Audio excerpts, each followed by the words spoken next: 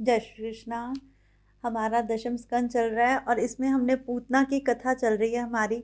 वो बताते हैं कि किस प्रकार पूतना को भी राक्षसी होने के बाद भी श्री कृष्ण ने कैसे अपने हृदय से लगाया था और कैसे उनकी आंखों में देखते देखते वह मूर्छित हो जा रही थी और राक्षसी होते हुए भी श्री कृष्ण ने उसका उद्धार किया था। उन्होंने कहा था कि चाहे मनुष्य कैसा भी हो, लेकिन जब मनुष्य श्री कृष्ण की शरण में चला जाता है तो स्वयं श्री हरि उसका उद्धार कर देते हैं। अच्छाई इसी में है कि भगवान को सर्वोत्तम वस्तुएं अर्पित की जाए। उन्होंने यहाँ बताया है कि किस प्रकार भंडारे का और भगवान को भोग लगाने का इसका महत्व बतलाया है कि कैसे भंडारा जो होता है वह प्रभु को भोग लगाया जाता है, उसके बाद वही सुंदर खाना, वही अच्छा खाना लोगों में बांट दिया जाता है। हम जितना बांटते हैं उतना हमारे प्रभु खुश होते हैं। कहते हैं लक्ष्मी प्रसन्न होती है जब उसके प्रभु को भोग लगी वस्तुएं स्वयं ना खाकर दूसरों को खिलाई जाती है। इसलिए यहाँ भंडारे का बहुत महत्व बताया गया है। उन्होंने बताया है कि कैसे श्री हरि को हमें भोग लगाते रहना चाहिए। श्री हरि भोग लगने से बहुत प्रसन्न होते हैं, माखन मिश्री से अवश्य प्रसन्न होते हैं। माखन मिश्री ऐसी है जो श्री हरि को बहुत भाती है। वह कहते हैं कि श्री हरि मानो जैसे दशम स्कंद के कण कण में समाये हुए हैं। इस प्रकार ये महात्मा मानो दशम स्कंद में भगवान की लीला में पागल हो गए हैं। दशम स्कंद के प्रत्येक कण में, प्रत्येक अक्षर में श्री कृष्ण का प्रेम समाया हुआ है। श्री कृष्ण ऐसे हैं जिन्होंने गोकुल में आते ही पूरे गोकुल की काया कल्प कर दी थी। दशम स्कंद का श्रवण होने पर वे कृष्ण प्रेम में पागल हो गए थे। पूरे गोकुल में मानो चारों तरफ श्री कृष्ण ही श्री कृष्ण थे। कृष्ण अब 6 दिन के हो चुके थे, परंतु अभी भी राधा जी नहीं आई थी। यही सोच थी कि अभी भी राधा जी का जन्म नहीं हुआ, जबकि जब राम जी जन्मे थे तब सीता माँ साथ ही आ गई थी, परंतु कृष्ण के 6 दिन के होने पर भी अभी भी उनको राधा रानी के दर्शन नहीं हो पा रहे थे। पूतना ने यशोदा से कहा, मैं तुम्हारे बालक को दूध पिलाऊंगी तो वह हृष्ट पुष्ट हो जाएगा। यशोदा ने लल्ला को पालने से बाहर निकाला और उसे पकड़ा दिया।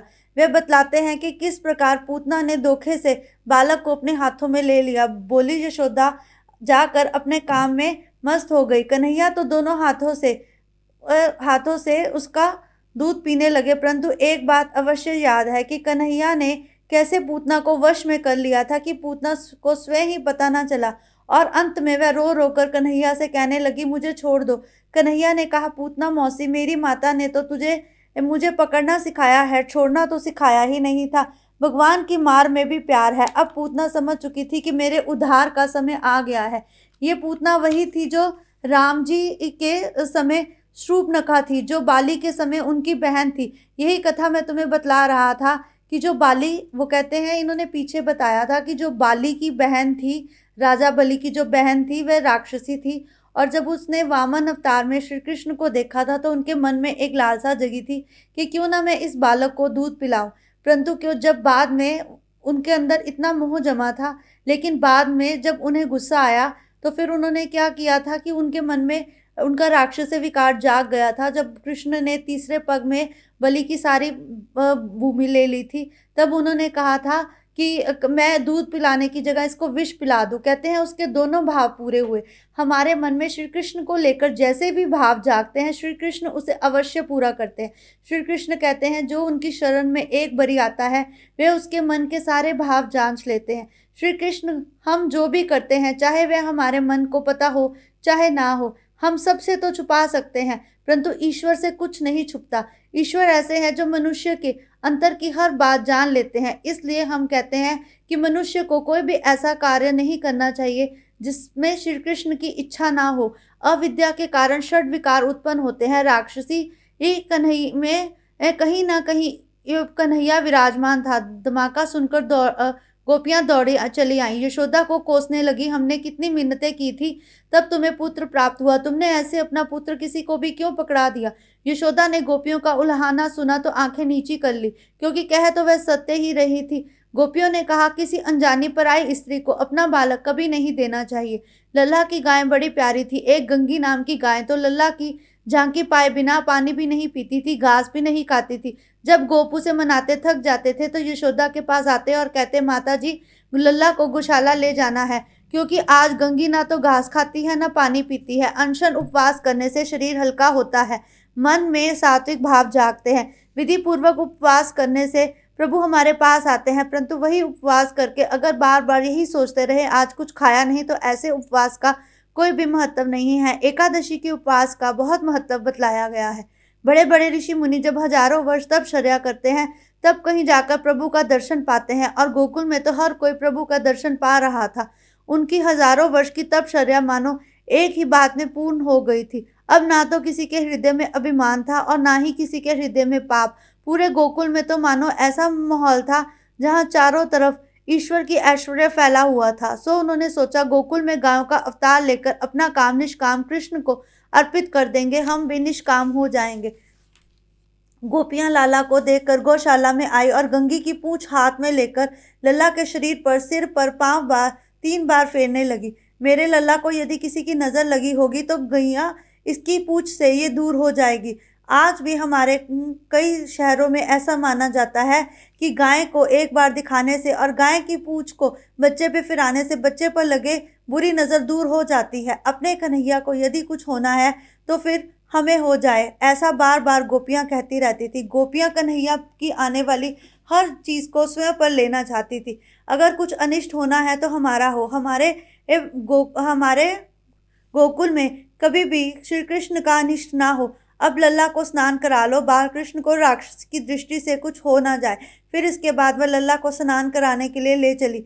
भागवत में लिखा है कि जब भी किसी को बुरी नजर लगती है तब ये मान लेना चाहिए कि उससे कोई ना कोई पाप कर्म हो गया है, क्योंकि एक बार श्री कृष्ण की शरण में जाने वाले को तो कभी बुरी नजर छू भी नहीं सकती।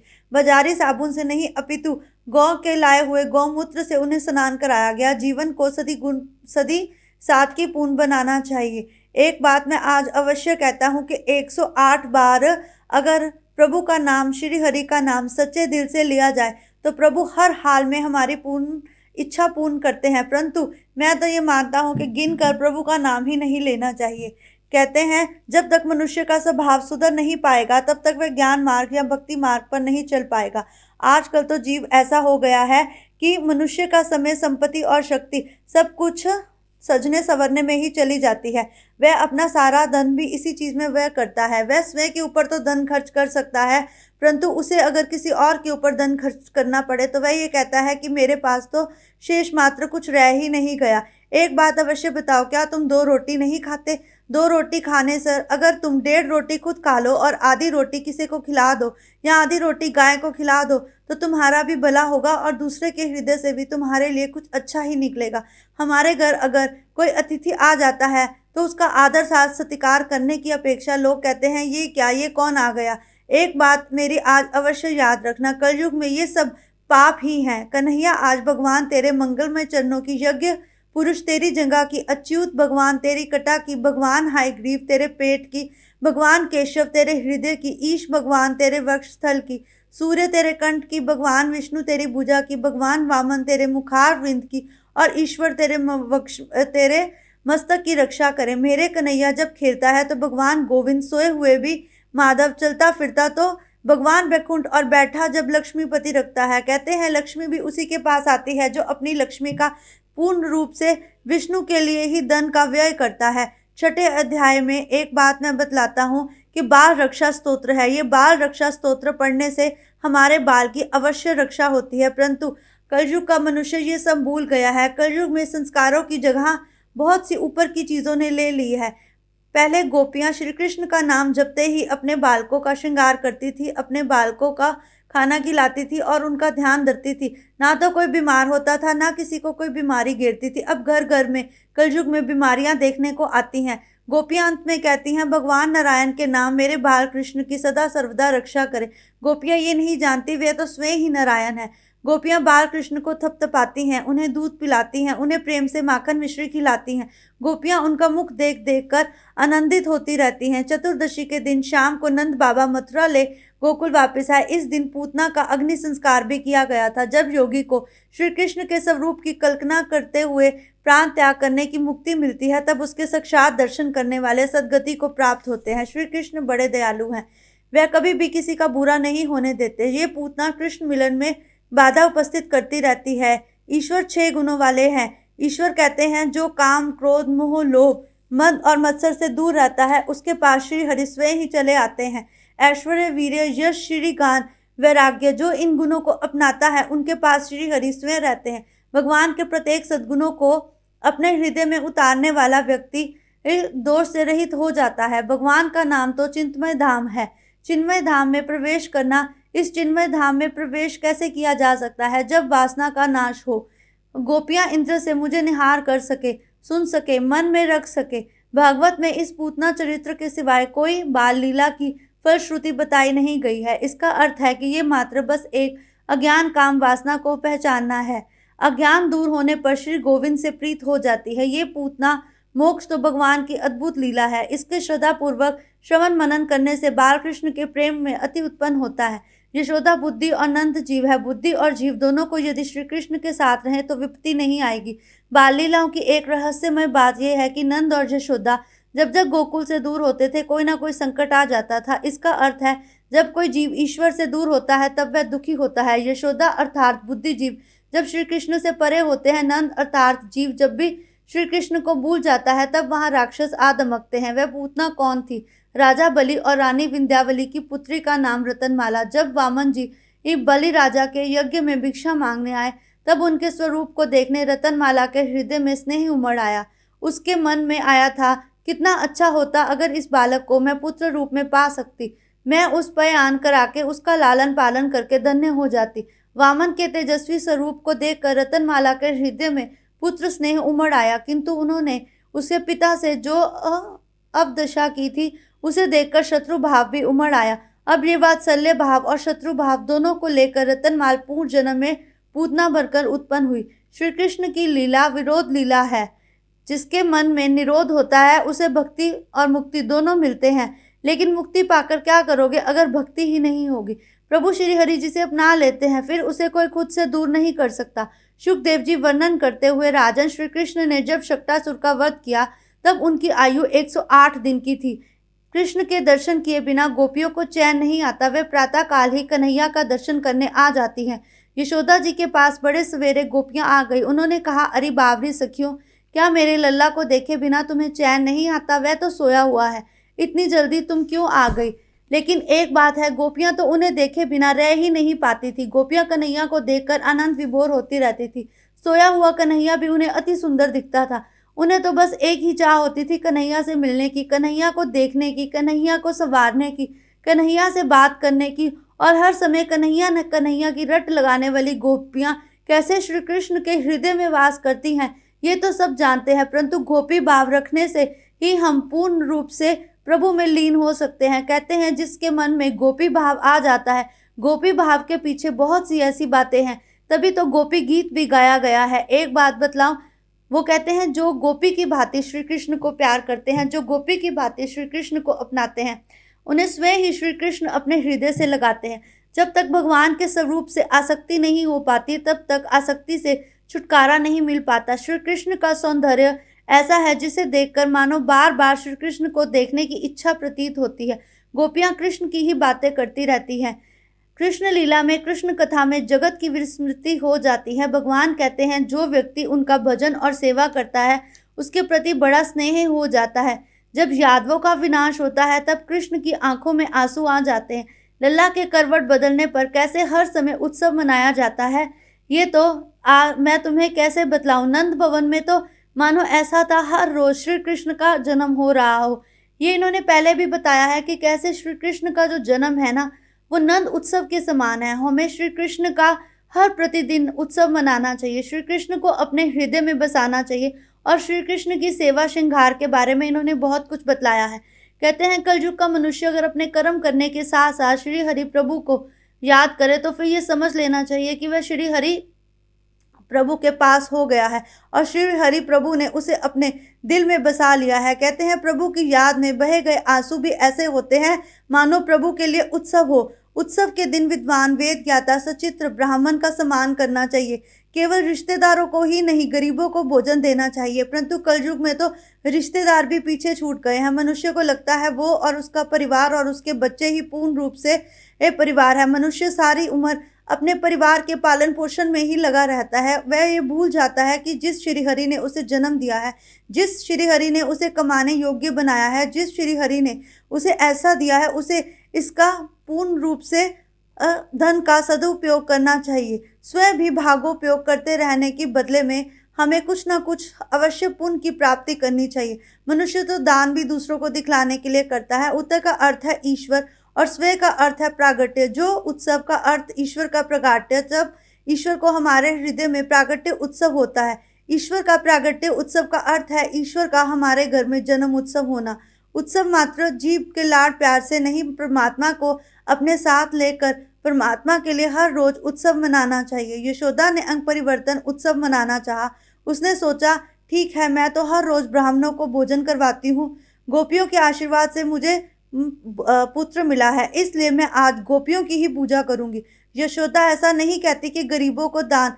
यशोदा तो हर पल हर समय दान देती रहती है। नंद भवन का तो अर्थ ही है दूसरों को दान देते रहना।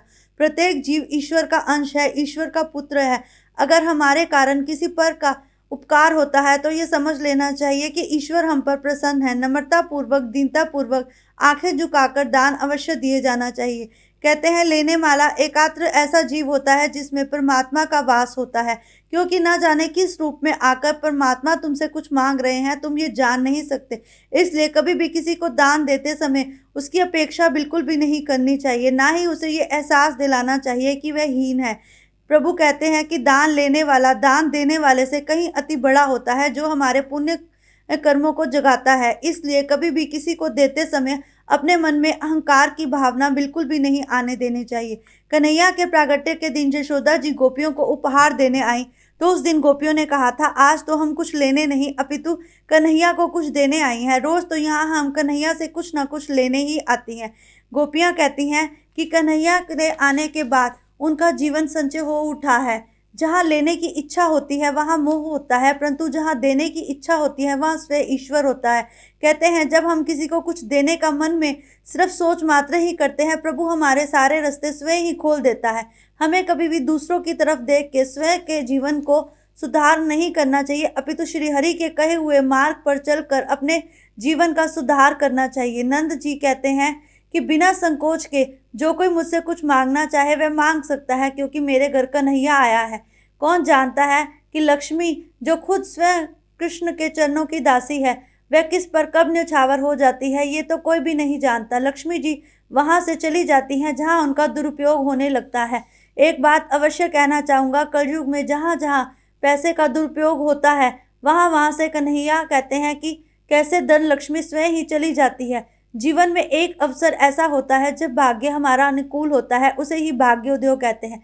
जब तुम्हारा भाग्योदय हो तब कभी भी किसी का बुरा ना करो, किसी के बारे में निंदा मत करो, किसी के लिए अपशब्द ना बोलो। उस समय को संजो कर रखो। जब भाग्य उदय होता है तब श्री हरि स्वयं हमारा साथ देते हैं, परंतु भाग्य उदय के साथ साथ अहंकार अवश्य आता है। उस समय ये अवश्य चेष्टा करनी चाहिए कि अहंकार को स्वयं से दूर करना चाहिए। इसमें बस वो यही सारा कुछ बतला रहे हैं कि कैसे श्री हरि और गोपियों का उन्होंने पूरा प्रसंग बताया है। बस अब यहीं विश्राम करते हैं। जय श्री कृष्णा।